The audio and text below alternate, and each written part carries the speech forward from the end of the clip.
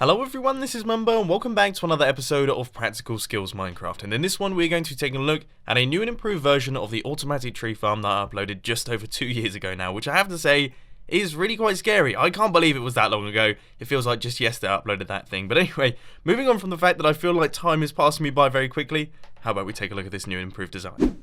Now the improvements are really quite simple. This design is faster and a little bit easier to build, which in my opinion are the two most important improvements that you can make.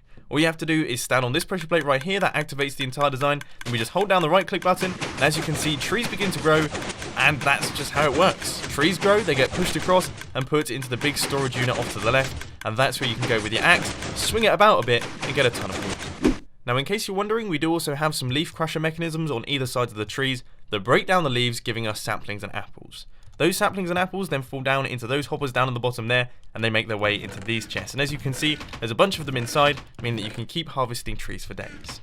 Now up at the top, we also have the bone meal input. Of course, we've got a dispenser down on the bottom there, which is filled up with bone meal, but you will fly through an entire dispenser's worth of bone meal very quickly. So it's probably a good idea to have a bulk storage system. And as you can see, I've pretty much covered that, and it's integrated entirely within the design, which is something that I really quite like. All of the bone meal filters through into this chest that makes its way through all of the hoppers and down into the dispenser. Now I know for a fact that there are going to be some people down in the comment section already telling me that this isn't a tree farm, it just moves the logs across. Now I have to say you are technically correct. I mean, of course this thing is just essentially moving logs, but the big news here is the fact that this moves all of the logs across into an easily farmable area. So for example, if you were to go out into a jungle, first off you'd have to move across to the jungle, you'd then have to move between all of the trees, taking them all out, and also you'd be destroying a jungle, which isn't particularly good. This allows you to get to all of the wood in one nice and easy location, so you can just run across, taking it out as you go, which is something that I personally really quite like. I use them all the time, and I can promise you that they're more efficient than just taking out trees. Now if you're not quite convinced, then there is a world download down in the description that you can check out for yourselves, have a play around and see just how fast this design is. Now once you've downloaded the world, you've seen how quick this is, you're probably going to want to build it, so let's crack on with that tutorial.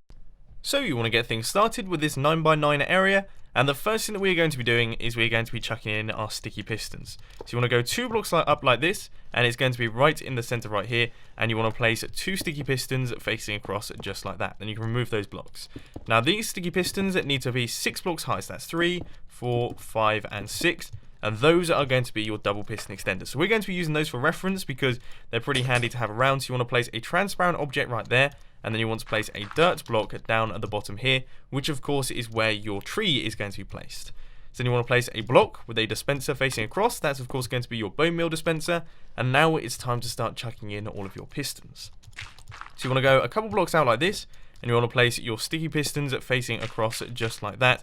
And these need to go 5 blocks across. So 1, 2, 3, 4, 5. And it's also going to be 5 blocks tall. So you just want to do all of that right the way up to the top right here.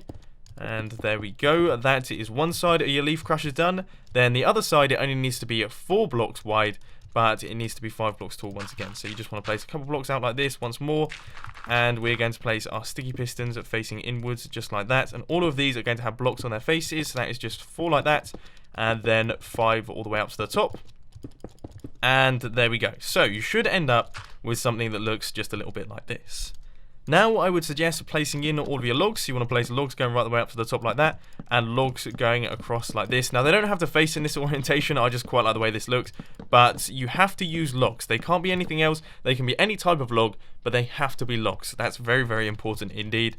So just all of these logs right here, all the way in like this, and these are of course going to be your leaf crushers. These are going to be breaking all of the leaves there, and there we go. So you should end up with something that looks a little bit like this. Then for the final bit, you just want to place a log down at the bottom here with a redstone torch on the side of it, an upside down half slab, and then a piece of redstone dust. And that is most of your mechanism completed in terms of the piston layout. And next up, you want to head over to your double piston extender, place a couple temporary blocks up like this, then wood blocks going right the way up like this. So once again, your logs need to be there, and they need to be sort of diagonal to your double piston extender, because these are going to be powering these pistons right here when they're extended out, if that makes any sense whatsoever. Anyway, underneath your dirt block, you just want to place a sticky piston with a block on its face, then take out this block right here and place down a redstone torch. Then from there, we're going to be running a repeater out into this block right here. Block up like this, redstone dust on top of both of those. That can move through there because this is a transparent block. Just an interesting little fact there. And now you just want to take your half slabs and you want to run them right the way up to the top like this with redstone dust on top of all of those, and that will power all of those pistons there. So now you want to head over like this and place 2 repeaters like that. You then want to place redstone dust right there, a block here, a block here, and a block here. And now once again we're going to be whipping out the upside down half slabs. So you're going to want upside down half slabs like that, but you're also going to want upside down half slabs like this as well. So you just want to extend those out like that. Then redstone dust on top of all of those, and that is your double piston extender circuit all done and dusted, or at least in theory it is. When this piston extends, all of these pistons should extend as well. Okay, next thing that needs doing is the redstone clock for our dispensers. You just want to place a block like this with your spruce wood or your log or whatever type of block you're using right there. Then you want to place a block and a pressure plate right there. As you can see, I've already done a cut of this one. But anyway, you want to place a block and a pressure plate right there underneath this redstone torch. Then a comparator running out like this with redstone dust running across like that. Then redstone running right the way out the back here. Block up like this with redstone dust right there. And an upside down half slab running straight into this block right here. And then set this comparator into subtract mode. And that is everything done. So when you stand on this pressure plate, that will activate the tree farm. You can hear that our dispenser is ticking. But also this redstone dust updates this piston right here, meaning that when the tree grows, everything gets pushed across.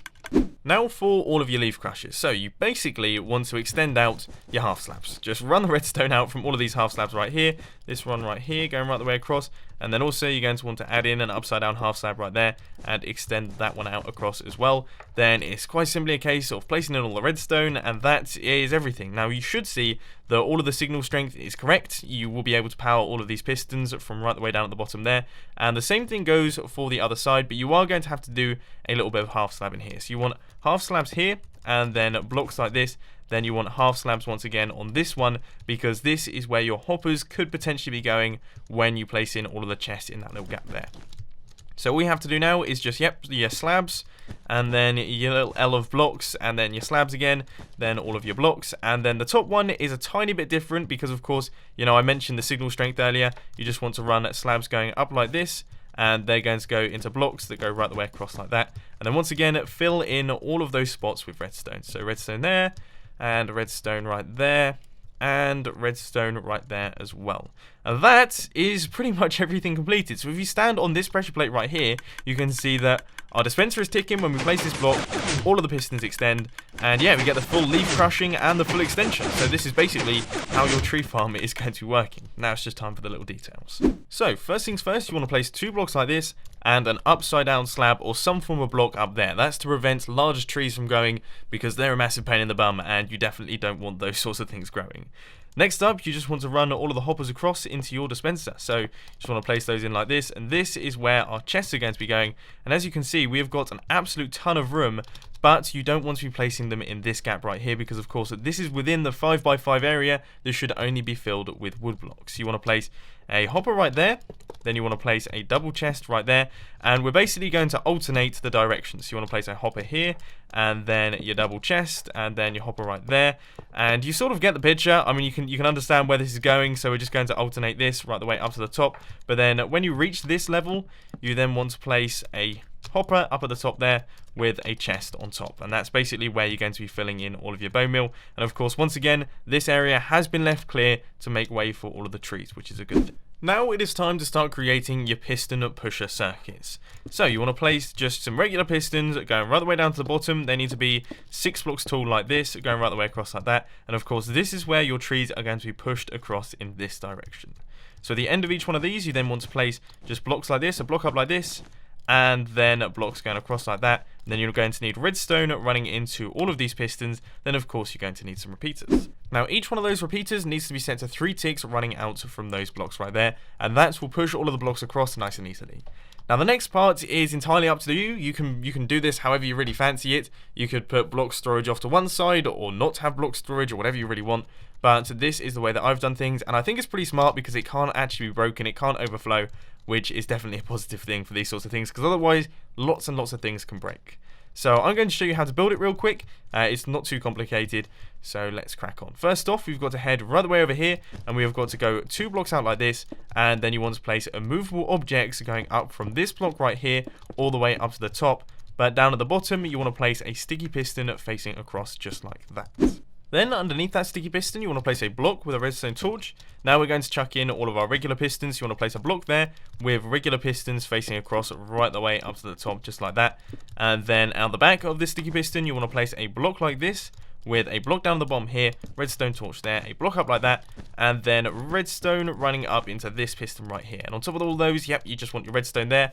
And now we're going to link up this redstone into all of these pistons, which for those of you who haven't realized, this is a smart piston circuit.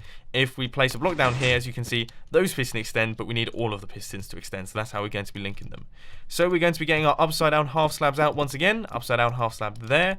Then you're going to want an upside down half slab right there, upside down half slab there, and basically zigzag them right the way up to the top, just like this, with redstone dust on top of all of those. Then you want blocks going across like this, with redstone dust on top of all of those, and also more blocks going up like that, with once again redstone dust on top of all of those. From there, you're going to need to do just a little bit of counting, because you want to go 1, 2, 3, 4, 5, 6, 7, 8, 9, 10, 11, 12 pistons out like that, and you want to do those right the way up to the top. So that is going to use a lot of iron. It uses quite a bit of resources, but I can promise you it's definitely worth it. Then coming off the side of all of these slabs, you just want to place a repeater there set to 2 ticks. That's going to be running out into this block, and then you want to run blocks right the way across like this with redstone dust on top of all of those, and that will connect up all of those pistons. And to be honest with you, you have to do that thing for all 3 of the slabs. That is this one right here, and then your repeater set to 2 ticks, and that's going to be running into this line of redstone right here that goes right the way across, just like that.